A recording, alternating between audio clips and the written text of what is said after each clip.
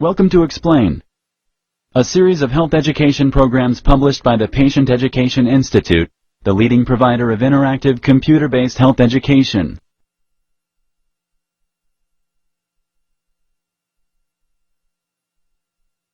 Disaster Preparedness. Introduction.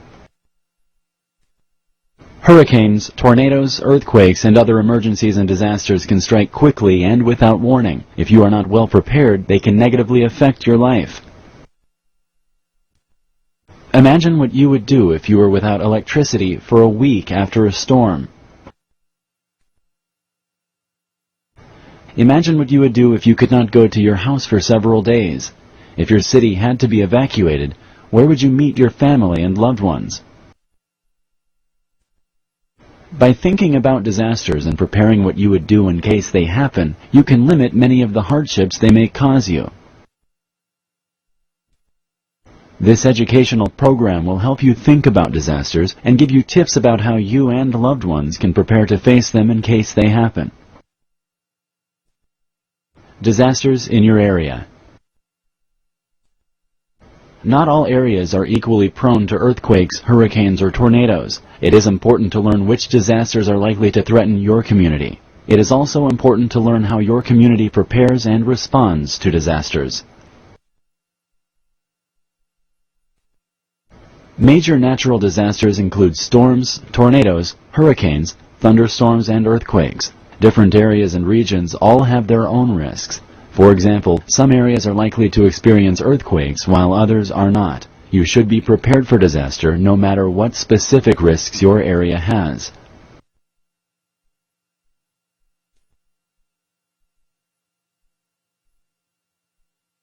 With the increase in terrorism and shootings, preparedness for emergencies should cover non-natural disasters such as school shootings, bomb threats, and acts of terrorism.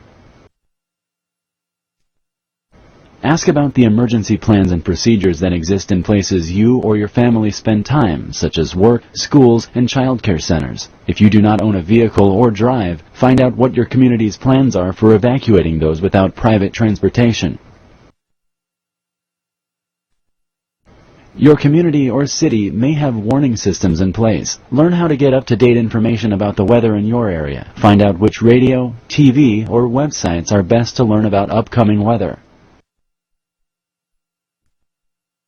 Call your city hall and ask about your community's warning system. They will tell you when emergency sirens are tested so you can distinguish an emergency siren from a testing siren.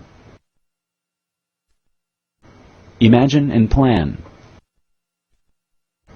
Most people avoid thinking about difficult situations. For instance, some people want to avoid discussing arrangements for parents' funerals. In the same way, some people avoid thinking about what they would do if their house were on fire or if any other disaster was happening.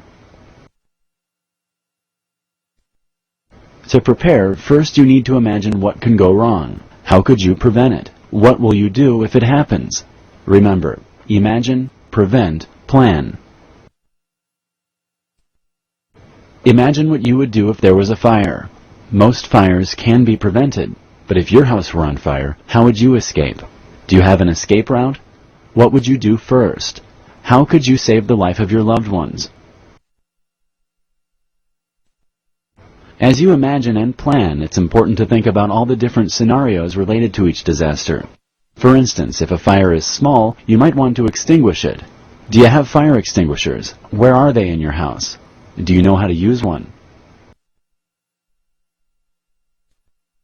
Think about the disasters that are possible in your life. Imagine each one and the different scenarios that could happen. Could it be prevented? Then plan what you would do to protect yourself and those you love. Discuss emergency plans with your family. Talk about disasters that are possible in your community and any special emergency plans your community has in place. Make sure to explain your emergency plans to children in a way they can understand. Work with them as a team to prepare your family. Be sure to include caregivers in your meeting and planning efforts. It may be difficult to locate family members after an emergency evacuation. After a disaster, local calls from a disaster area may not be possible. That is why it helps to agree beforehand on an out-of-town friend or relative to be your contact. Following a disaster, family members should call this person and tell them where they are. In an emergency, you may become separated from family members. Choose a place right outside your home in case of a sudden emergency, like a fire. Choose another location outside your neighborhood in case you can't return home. Agree with your family members on this location and make sure everybody has its address. Your family communication plan should include contact information for family members, work, and school. Your plan should also include information for your out-of-town contact, meeting locations, emergency services, and the National Poison Control Center. Make sure all family members have this information on a card in their wallet, purse, or backpack. Teach your children how to call the emergency phone numbers and when it is appropriate to do so. Post your plan near your telephone for use in an emergency.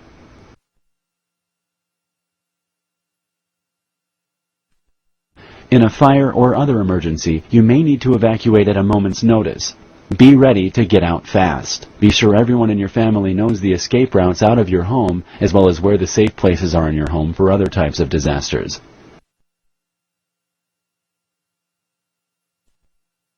For instance, if a tornado approaches, go to the lowest floor of your home, usually the basement or an interior room or closet with no windows.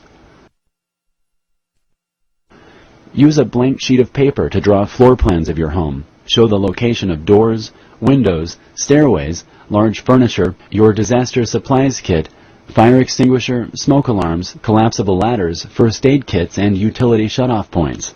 Show important points outside such as garages, patios, stairways, elevators, driveways, and porches.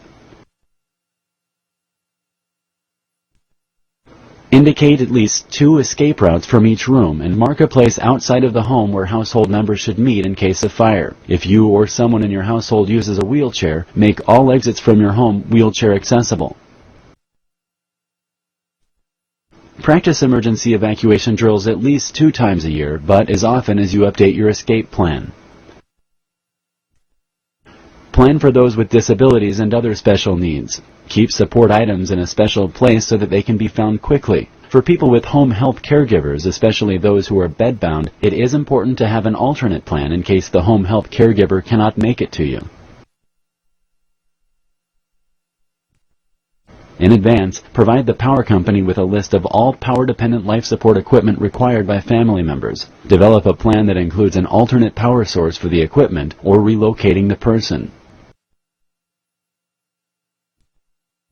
Take your pets with you if you evacuate. However, be aware that pets, other than service animals, usually are not permitted in emergency public shelters for health reasons. Prepare a list of family, friends, boarding facilities, veterinarians, and pet-friendly hotels that could shelter your pets in an emergency. Include in your plan how to prepare for each hazard that could impact your local community